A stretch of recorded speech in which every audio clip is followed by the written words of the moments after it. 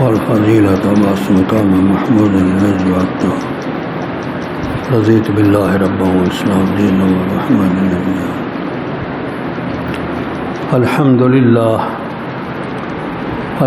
لله نحمده ونستعينه ونستغفره ونعوذ بالله من شرور أنفسنا من يهده الله فلا مضل له ومن يضلل فلا هادي له وأشهد أن لا إله إلا الله وأشهد أن محمدا عبده ورسوله. أما بعد فإن خير الحديث كتاب الله وخير الهدي هدي محمد صلى الله تعالى عليه وعلى آله وصحبه وسلم.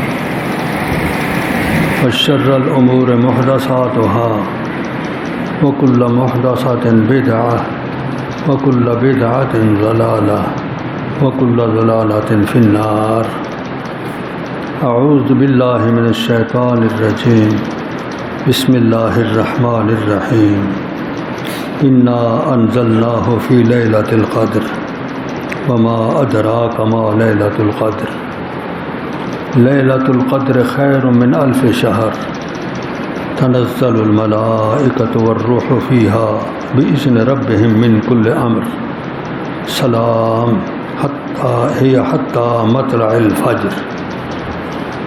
اللهم صل على محمد وعلى آل محمد كما صليت على إبراهيم وعلى آل إبراهيم إنك حميد مجيد. زیادہ اونچا نہ کیا کرو، آواز زیادہ نہ کرو. حمد و ثنا اور درود و سلام کے بعد اللہ رب کائنات نے سورہ القدر میں لیلۃ القدر کے حوالے سے ایک حقیقت کا اظہار فرمایا ہے.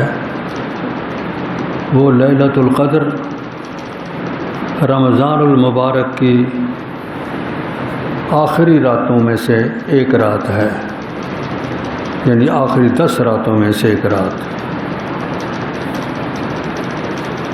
ایک دوسرے مقام پہ اس رات کو لیلہ مبارکہ بھی فرمایا ہے. انا انزلناہ فی لیلۃ مبارکہ. ہم نے یہ قرآن برکت والی رات میں اتارا. یا تو اس معنی میں کہ لوح محفوظ سے بیت العزہ جو آسمان دنیا پر واقع ہے اس پہ قرآن مقدس ایک ہی مرتبہ اترا لیلۃ القدر میں، جیسا کہ سیدنا عبداللہ بن عباس نے تفسیر فرمائی ہے.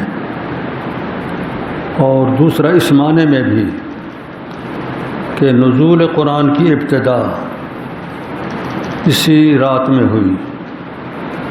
پہلی آیت مبارکہ رمضان المبارک میں نازل ہوئی اور لیلہ قدر میں. انا انزلناہ فی لیلۃ القدر وما ادراک ما لیلۃ القدر. کسی چیز کی عظمت یا اس کی اہمیت بتلانے کے لیے انداز ہے قرآن مقدس کا کہ وہ وما ادراک ما لیلۃ القدر کے انداز پر گفتگو فرماتا ہے کہ لیلۃ القدر کے بارے میں تمہیں کس چیز نے بتایا. ہم بتاتے ہیں لیلۃ القدر خیر من 1000 شہر. لیلۃ القدر 1000 مہینے سے زیادہ بہتر ہے. اگر آپ ایک رات عبادت کر لیتے ہو اور اس کے مقابل میں کوئی آدمی 1000 مہینے عبادت کرتا رہے تو لیلۃ القدر کو پھر بھی اہمیت ملے گی، کیونکہ زیادہ بہتر جو فرما رہا ہے اللہ رب کریم. اس رات میں فرشتے اترتے ہیں اس زمین پہ آسمان سے. ان کے ساتھ جبریل بھی ہوتے ہیں والروح بِإِذْنِ رَبِّهِمْ، اپنے رب کے حکم سے. من کل امر، ہر بات کا فیصلہ لے کے. سلامتی ہو انسانوں تمہارے لیے، یہ صبح کے طلوع تک رہتی ہے. غروب آفتاب سے شروع ہوئی رات کی ابتدا اور صبح کی طلوع تک یہ رات رہتی ہے اس زمین پہ، اور جس نقطے سے بنتی ہے آگے جوں جوں وہ رات چلتی ہے تو وہ لیلۃ القدر اس علاقے کے لیے جس پر وہ گزرے گی، جب تک پھر وہ رات اسی نقطے پہ نہیں آتی۔ تو اس کا مقصد یہ بنا کہ 24 گھنٹے یہ زمین پہ رہتی ہے، کیونکہ 24 گھنٹے میں اس کا چکر دائرہ جو ہے نا پورا ہوتا ہے۔ لیلۃ القدر کے حوالے سے رسول اکرم صلی اللہ علیہ وسلم نے بہت سی تاکیدات فرمائی ہیں۔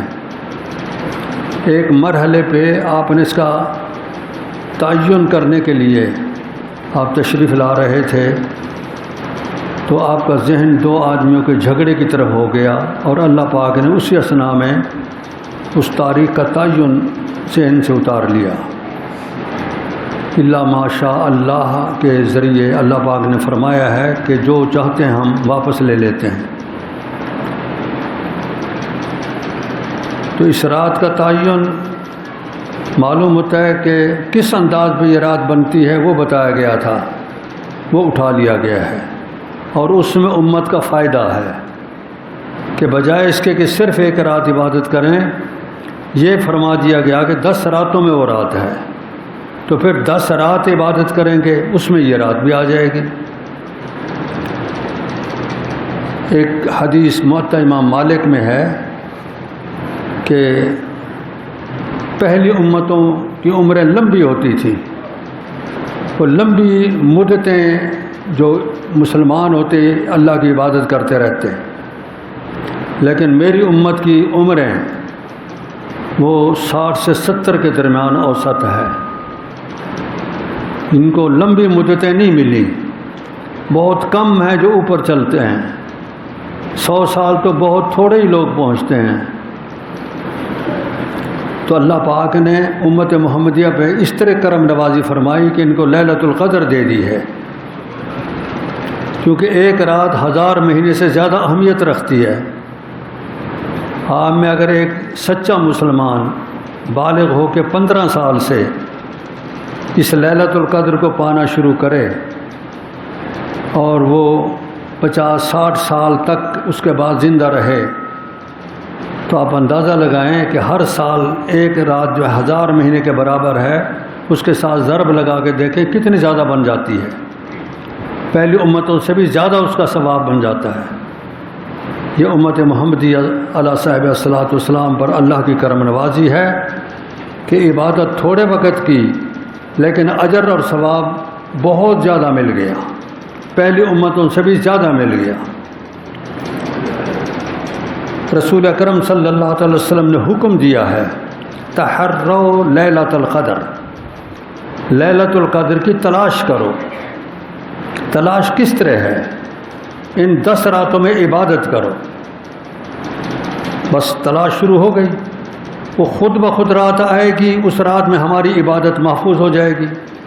تحروا لیلۃ القدر فی الوتر من العشر الاواخر، رمضان المبارک کی آخری 10 راتوں میں۔ یہ صحیح بخاری کی روایت ہے۔ خود آپ صلی اللہ علیہ وسلم کا طرز عمل، آپ صحابی فرماتے ہیں کان یجتہد فی العشر الاواخر ما لا یجتہد فی غیرہ، آپ ان دنوں میں اتنا محنت کرتے تھے عبادات کے سلسلے میں جتنا دوسرے ایام میں نہیں کرتے تھے۔ ایک محنت تو میں نے صدقات خیراتوں کی پچھلے جمعہ بتائی تھی کہ آپ بہت سخاوت کرتے تھے، اس مہینے میں بہت خرچ فرماتے تھے۔ باقی عبادات جو ہیں اللہ کا ذکر ہے، قرآن مقدس کی تلاوت ہے، اور اسی طرح نماز کی ادائیگی ہے، ساری رات اللہ کی عبادت میں رہ جاتے، اور نفل نماز لمبی قرات فرماتے۔ اگرچہ حضرت عائشہ رضی اللہ تعالیٰ عنہ فرماتی ہیں کہ آپ 11 رکعت پڑھتے تھے، لیکن وہ 11 رکعت کس انداز کی ہوتی تھی، ان کا اپنا بیان ہے، صحیح بخاری کے لفظ ہیں یصلی 4، پہلے 4 رکعت پڑھتے، 2 رکعت اور پھر 2 رکعت۔ لا تسأل عن حسنہن و طولہن، وہ کتنی لمبی رکعتیں ہوتی، کتنا خوبصورت ہوتی، پوچھنا بیان سے باہر ہے۔ یہ بہت لمبی اور انتہائی خوبصورت، یعنی قیام، رکوع، سجود کی ادائیگی بالکل درست اور ٹھیک۔ لا تسأل عن حسنہن وطولہن ثم یصلی اربعا۔ اس کا مقصد ہے پھر درمیان میں تھوڑا سا وقفہ کرتے، تھوڑی سی دیر بیٹھ رہتے 4 رکعت پڑھ کے، پھر 4 اگلی پڑھتے، 2 رکعت اس پہ سلام پھیرتے، پھر 2 رکعت۔ ان کے بارے میں بھی سیدہ عائشہ فرماتی ہیں لا تسأل عن حسنہن وطولہن، ان کی خوبصورتی اور ان کے طول کو پوچھنا، پھر بیٹھ جاتے، وقفہ کرتے، ثم اوتر بثلاث، پھر 3 وتر پڑھتے تھے۔ یہ ہے صحیح بخاری کی روایت جو تمام سیاستہ والے لائے ہیں۔ اب اس کے بجائے ہم میں اگر کوئی یہ کوشش کرے کہ ہم جلدی فارغ ہو جائیں تو یہ سوچ غلط ہے۔ رسول اکرم صلی اللہ علیہ وسلم کا اپنا طرز عمل جو تھا وہ عبادات کے حوالے سے،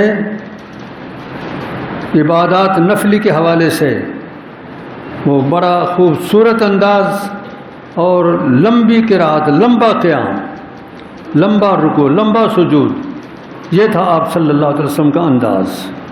اسی کی آپ تلقین فرما رہے ہیں تحرو لیلۃ القدر، لیلۃ القدر کو تلاش کرو تاکہ اس کی فضیلتیں اور اس کی جو اللہ کے ہاں تقرب ہے وہ تمہیں حاصل ہو سکے۔ اس لیلۃ القدر میں خصوصی دعا جو ہمیں سکھائی گئی ہے وہ بھی سیدہ عائشہ رضی اللہ تعالیٰ عنہ کے سوال کے نتیجے میں ہمیں معلوم ہے۔ ایک دن عرض کی یا رسول اللہ، اگر مجھے وجداناً پتہ چل جائے کہ یہی رات لیلۃ القدر ہے، میں کون سا ذکر زیادہ کروں؟ آپ نے فرمایا یہ ذکر زیادہ کر اللہم انک عفو تحب العفو فاعف عنی، اللہم انک عفو تحب العفو فاعف عنی۔ ان الفاظ کو ساتھی یاد کر لیں، اللہم انک عفو تحب العفو فاعف عنی۔ کتنے مبارک کلمے ہیں، ان کے معانی پر ذرا توجہ دیں۔ اے اللہ، انک عفو، آپ معاف کرنے والے ہیں۔ کس کو؟ جو آپ کے آگے جھک جاتا ہے، جو معافی مانگ لیتا ہے۔ غلطی ہو گئی، اپنے آپ کو اللہ کے سپرد کر دے کہ اللہ میرے سے غلطی ہو گئی، تو معاف کرنے والا ہے، معاف فرما، تیرے سوا اس غلطی کو کوئی معاف نہیں کر سکتا۔ انک عفو۔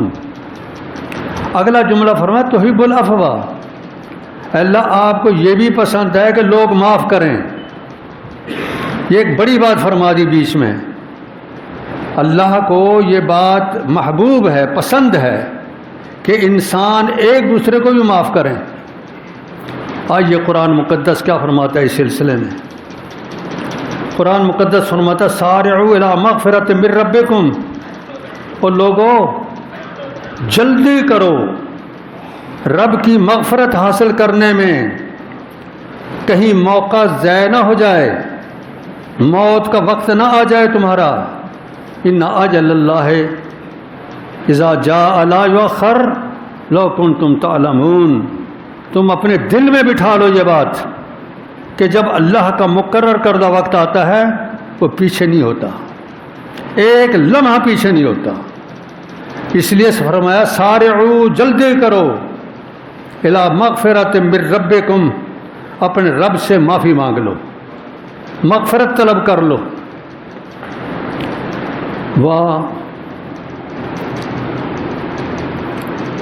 وجنت عرضها السماوات والارض، اور اس جنت کو حاصل کرنے کی جلدی کرو جس کی چوڑائی آسمان و زمینوں جتنی ہے، لمبی کتنی ہے اس کا کوئی انداز نہیں، آسمانوں اور زمین کی مسافت کا کسی کو پتہ نہیں، صرف ہم دیکھتے ہیں کہ آسمان بہت اوپر ہے، اس سے اوپر اور ہے، پھر اس سے اوپر اور ہے۔ یہ عرض ہے اس کا بیشت کا، طول کتنا، لمبائی کتنی ہے، اللہ کے علم میں ہے سب۔ عرض اس جنت کی طرف جلدی آؤ، وقت نہ گزر جائے۔ جنت عرضها السماوات والارض، جس کی چوڑائی آسمان اور زمین ہے۔ اعدت للمتقین، یہ جنت کس کے لیے تیار کی گئی؟ متقین کے لیے، پرہیزگاروں کے لیے۔ الذین ينفقون فی السراء والضراء، خوشی ہے، آسانی ہے تو خرچ کرتے ہیں۔ یہ ہے متقین کی اس موقع پہ تعریف۔ جس آسمان کی عرض کی بہشت لینے کی اللہ تمہیں حکم دے رہا ہے کہ جلدی کرو، وقت گزر نہ جائے۔ شیرے ویلے ویلا گزر ویسی ول کر سے کیا، سنتے رہتے ہو کہ وقت گزر جائے گا پھر کچھ نہیں بننا۔ سارعوا الی جنت، جنت کی جلدیاں کرو۔ عرض السماوات والارض اعدت للمتقین، یہ جنت متقین کے لیے تیار کی گئی ہے۔ کون متقین؟ الذین ينفقون فی السراء والضراء، جو خوشحالی میں اور ناداری میں، تنگ دستی میں خرچ کرتے ہیں۔ اور پھر والکاظمین الغیظ والعافین عن الناس، ان کا مزاج یہ ہے کہ غصہ پی جاتے ہیں اور لوگوں کو معاف کرتے ہیں۔ یہ ہے ان کی خصلت، ان کے لیے بہشت تیار ہے۔ اعدت للمتقین، ان پرہیزگاروں کے لیے جو خرچ کرنے والے ہیں اور جو غصہ آیا تو پی جاتے ہیں۔ والکاظمین الغیظ والعافین عن الناس، اور انسانوں کو معاف کرتے ہیں۔ آئیے ذرا غضب کے حوالے سے رسول اکرم صلی اللہ علیہ وسلم کی ایک دو حدیثیں سنا دوں۔ ایک دن ایک صحابی حاضر ہوئے، یا رسول اللہ مجھے کوئی وصیت فرمائیں۔ ظاہر ہے ایک مرید، ایک چاہنے والا جو وصیت مانگے گا، اس کو جو وصیت ملے گی کتنی اس کی ہمدردی اور خیر خواہی والی۔ یا رسول اللہ مجھے ایسا عمل بتائیں یقربنی الی الجنہ ویباعدنی من النار۔ ان الفاظ پہ غور فرمائیں۔ ایک ایسا عمل بتائیں جو مجھے بہشت کے قریب کر دے، جہنم سے دور کر دے۔ آپ نے فرمایا لا تغضب، غصہ نہ کیا کر۔ معلوم ہوتا ہے غصہ جہنم کے قریب کرتا ہے، بہشت سے دور کرتا ہے۔ فرمایا لا تغضب، غصہ نہ کر۔ ایک آدمی لال پیلا ہو گیا آپ کے سامنے، کسی سے الجھ گیا، لڑ پڑا، رگیں پھول گئیں، چہرہ سرخ ہو گیا۔ آپ صلی اللہ علیہ وسلم نے فرمایا مجھے چند کلمات معلوم ہیں، اگر یہ شخص وہ کلمات کہہ دے اس کا غصہ فرو ہو جائے گا، ختم ہو جائے گا۔ آپ نے صحابہ کرام کو فرمایا وہ ہیں اعوذ باللہ من الشیطان الرجیم۔ جب غصے کا انگارہ دل پہ بیٹھتا ہے، بھڑک اٹھتا ہے، اس وقت وہ ذکر شروع کر دے، اللہ سے پناہ مانگے اعوذ باللہ من الشیطان الرجیم، غصہ آہستہ آہستہ کم ہو جائے گا۔ وہ جو غصے کے منفی اثرات اس کے جسم پر پڑنے والے ہیں کہ اس کے جسم میں ٹوٹ پھوٹ ہو جائے گی، اس کے دل پہ برے اثرات پڑیں گے، اس کے معدے پہ برے اثرات پڑیں گے، اس کے مزاج پہ چڑچڑاپن پیدا ہو جائے گا، یہ کنٹرول میں آ جائے گا۔ اعوذ باللہ من الشیطان الرجیم۔ ایک صحابی اٹھے چپکے سے، اس کو جا کر بتایا کہ یار رسول پاک صلی اللہ علیہ وسلم نے یہ فرمایا ہے۔ اس نے نالائکی کی، غصے میں بھرا ہوا تھا، کہنے لگا میرے اوپر کوئی جنوں کا حملہ ہو گیا، میں اعوذ باللہ من الشیطان الرجیم پڑھوں؟ میں نہیں پڑھتا، انکاری ہو گیا۔ تو ایک بہت اچھی تجویز سے منکر ہو گیا وہ۔ بہرحال ایک نسخہ تو یہ بتایا رسول اکرم صلی اللہ علیہ وسلم نے، دوسرا نسخہ بھی بتایا ہے کہ اگر آپ کو غصہ آ گیا، انسان ہے فطری انداز میں غصہ ہے اس کے، کوئی چیز ناہموار دیکھتا ہے، مزاج کے خلاف دیکھتا ہے، طبیعت کے منافی دیکھتا ہے، غصہ آ جاتا ہے، انسانی مزاج ہے، اس کا علاج بھی ہے۔ آپ نے فرمایا اگر کھڑا ہے تو بیٹھ جائے، اگر بیٹھا ہے تو لیٹ جائے، یہی سوچ کے کہ مجھے یہ غصہ کرنا درست نہیں، کھڑا ہے تو بیٹھ جائے، بیٹھا ہے تو لیٹ جائے، پانی پینا شروع کر دے اور تحفظ پڑھے اعوذ باللہ من الشیطان الرجیم، غصہ ختم ہو جائے گا، اس کے منفی اثرات جو ہیں وہ مٹ جائیں گے۔ غصے کی بات چلی ہے تو یہ بھی چلتے چلیں، بالخصوص عورتیں۔ رسول اکرم صلی اللہ علیہ وسلم نے فرمایا کہ غصے میں آ کے اپنی اولاد کو بد دعا نہ دیا کرو۔ بعض اوقات اولاد پریشان کر دیتی ہے والدین کو، اور والدین پریشانی میں آ کے بد دعائی یا کلمے نکال دیتے ہیں اپنی اولاد کے لیے۔ رسول پاک صلی اللہ علیہ وسلم نے منع کیا کہ ایسا نہ کیا کرو۔ کتنا ہی بچہ پریشان کر دے، ان کو ہدایت کرو، سمجھاؤ، بچہ ہے آخر اور تمہارے دل کا ٹکڑا ہے، انہیں سمجھانا چاہیے، بد دعا نہیں دینی چاہیے۔ آپ صلی اللہ علیہ وسلم فرماتے ہیں ہو سکتا ہے وہ وقت جب کوئی عورت اپنے بچے کے لیے بد دعا کر رہی ہے، قبولیت دعا کا وقت ہو اور قبول ہو جائے تو پھر پریشان سب سے زیادہ یہی ہوگی۔ اس لیے آپ صلی اللہ علیہ وسلم نے منع کیا کہ اپنے بچوں کو بد دعا نہ دیا کرو، ہدایت کی دعا کرو، انہیں سمجھاؤ، ان کی تربیت اچھی کرو، انہیں تعلیم اچھی دو۔ یہ ہے صحیح طریقہ۔ گالی دینا، غصہ کرنا، مارنا پیٹنا اولاد کو یا ان کے حق میں بد دعائیں کرنا، یہ درست نہیں ہے۔ اس سے منع کیا رسول اکرم صلی اللہ علیہ وسلم نے۔ محترم ساتھیو، اعتکاف جو ہوتا ہے یہ مسجد میں ہوتا ہے۔ کام کیا کرنے پڑتے ہیں؟ بے مقصد باتیں نہ کریں اعتکاف میں بیٹھنے والے، قرآن مقدس کی تلاوت کریں، اللہ کا ذکر کریں اور نماز پڑھیں، نفلی نماز پڑھیں جتنی پڑھ سکتے ہیں۔ قرآن مقدس کی تلاوت میں معانی اور اغراض ان کی طرف توجہ، ترجمے والا قرآن لیں تاکہ پتہ چلے کہ اللہ انسانوں کو کیا فرما رہا ہے، کیا ہدایات مل رہی ہیں۔ اذکار کرے کثرت سے، اپنی زبان کو تر رکھے اللہ کی یاد سے، دنیا کی بے مقصد باتیں نہیں کرے۔ کوئی ضروری بات دنیا کی کرنی پڑ گئی تو جائز ہے، کیونکہ اسلام ترک دنیا کا قائل نہیں۔ گھر والوں سے کوئی بات کرنی پڑ گئی موبائل پہ جس طرح آج کل ہیں، جائز ہے، لیکن اسی میں لگے رہنا گپوں میں یہ ناجائز ہے، اس کا جواز نہیں ہے۔ وَأَنْتُمْ عَاكِفُونَ فِي الْمَسَاجِدِ، قرآن فرماتا ہے کہ مسجدوں میں اعتکاف ہوتا ہے۔ اعتکاف کی صورت میں سیدہ عائشہ رضی اللہ تعالیٰ عنہ نے فرمایا کسی بیمار کی تباہ پرسی کے لیے نہیں جا سکتے، کسی کی وفات پر جنازے میں نہیں جا سکتے،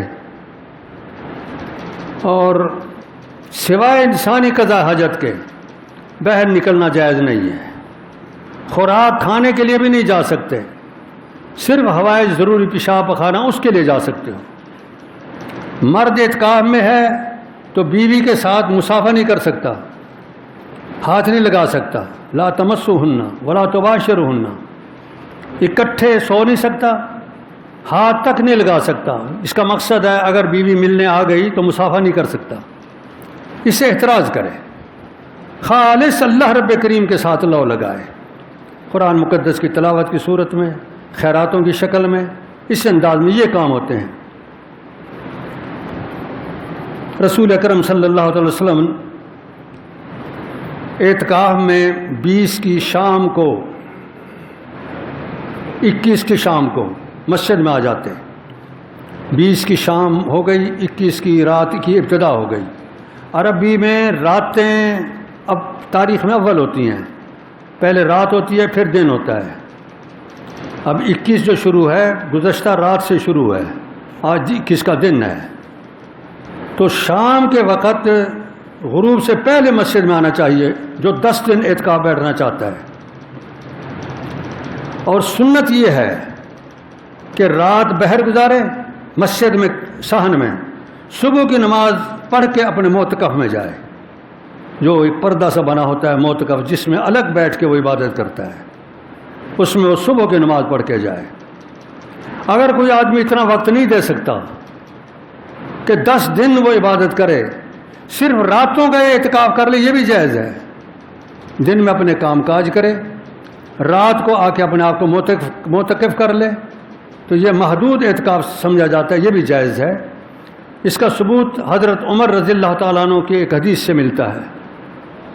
وہ فرماتے ہیں میں نے عرض کی یا رسول اللہ صلی اللہ علیہ وسلم، میں نے اسلام سے پہلے نظر مانی تھی کہ میں ایک رات مسجد الحرام میں گزاروں گا اللہ کی بندگی میں، وہ نظر اب میں مسلمان ہو گیا ہوں پوری کروں؟ آپ نے فرمایا بالکل پوری کرو۔ تو معلوم ہوتا ہے ایک رات کا بھی اعتکاف ہوتا ہے۔ اگر آپ ایک رات کا 2 رات کے لیے 3 رات کے لیے معتکف ہونا چاہتے ہیں تو ہو سکتے ہیں، کوئی منع نہیں ہے۔ عورتوں کے لیے بھی حکم یہی ہے کہ وہ مسجد میں اعتکاف بیٹھیں۔ گھروں میں اعتکاف بعض لوگ بیٹھتے ہیں، لیکن صحیح طریقہ یہی ہے کہ مساجد میں اعتکاف بیٹھیں، کیونکہ قرآن مقدس میں انتم عاکفون فی المساجد ہے۔ ازواج مطہرات رسول پاک صلی اللہ علیہ وسلم بھی مساجد میں ہی اعتکاف بیٹھتی تھی۔ آپ صلی اللہ علیہ وسلم کے بعد مسجد میں ان کا اعتکاف بیٹھنا ثابت ہے۔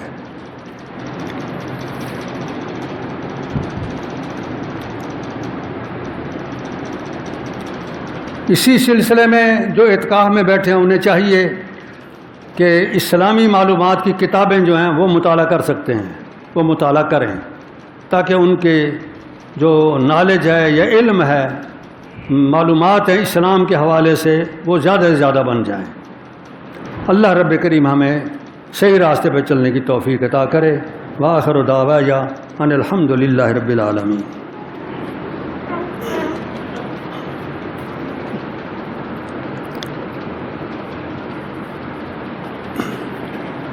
الحمد للہ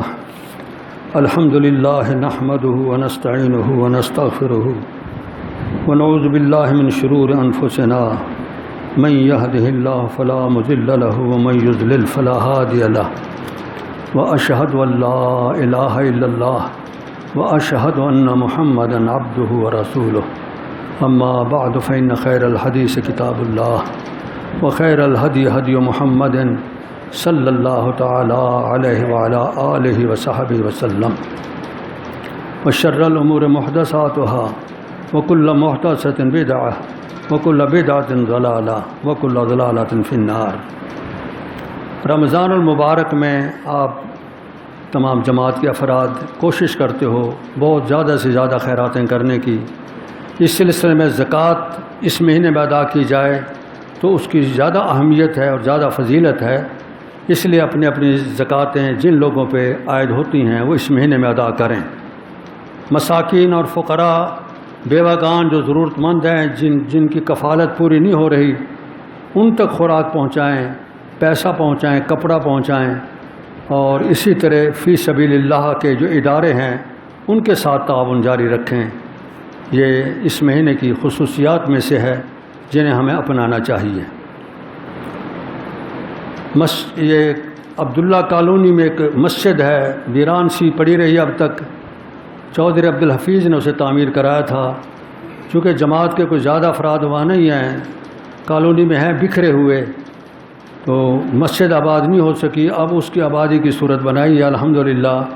وہاں 5 وقت نماز بھی ہو رہی ہے اور جماعت بھی ہو رہی ہے، اس کی تزئین بھی خاصی کر دی گئی ہے۔ اس سے کچھ دیواریں گری ہوئی ہیں بہر کی، دیواروں کی تعمیر کرانی ہے۔ کوئی ساتھی یا کچھ ساتھی مل کے وہ مسجد کی تکمیل کرا دیں، تعمیر کرا دیں تو یہ باعث ثواب ہوگا۔ اور مسجد کی تعمیر کرانا جو ہے یہ ایمان والوں کا کام ہے۔ اس میں آپ اینٹوں کی صورت میں مٹیریل دے سکتے ہیں، مزدوروں کی صورت میں نقد پیسہ بھی دے سکتے ہیں۔ بہرحال اس مسجد کو اللہ کی توفیق سے آباد کرنا ہے، اور کچھ ساتھیوں کے ذمہ لگایا ہے۔ دین پور کے ساتھی ہیں نعیم صاحب، قاری نعیم، ان کے ذمہ لگایا، وہ اس میں دلچسپی لے رہے ہیں الحمدللہ میرے کہنے سے۔ تو وہ مسجد اب آباد ہے، اس کو آباد رکھنا ہے انشاءاللہ۔ اور رمضان المبارک کے بعد جب یہ بچوں کے پڑھانے کا سلسلہ شروع کیا جائے گا، ملکی سطح پہ فیصلہ ہو جائے گا، تو پھر وہاں باقاعدہ کلاس بھی بچوں کی لگانی ہے، اس کا بھی انشاءاللہ ہم انتظام کر رہے ہیں، ہو جائے گا۔